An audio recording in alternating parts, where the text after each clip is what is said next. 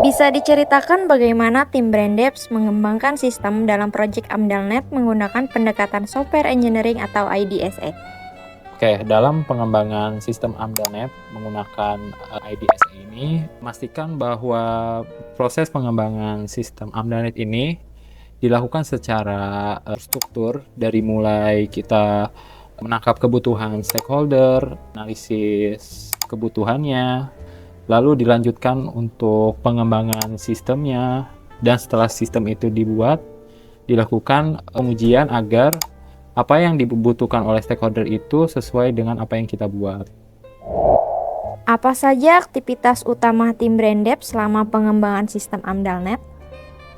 Oke, mungkin yang kita lakukan tuh ada 4 tahap. Yang pertama yaitu tahap planning, kedua analisis, ketiga desain, yang keempat implementation.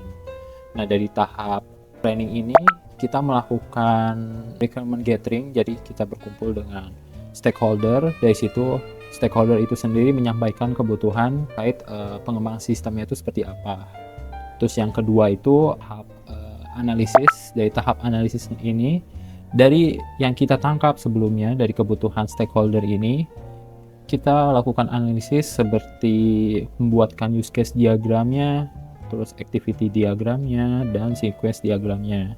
Yang ketiga itu tahap desain. Nah, tahap desain ini dari tahap sebelumnya yang sudah kita lakukan analisis, kita buatkan desain seperti user interface-nya, lalu kita buatkan juga data model diagramnya atau relasi, semacam ERD database-nya.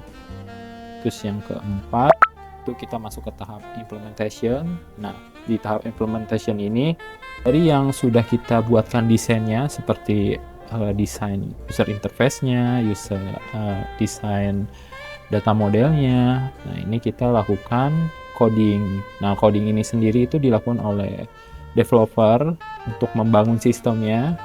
Nah, lalu setelah sistem itu dibuat, akan dilakukan pengujian atau testing oleh QA.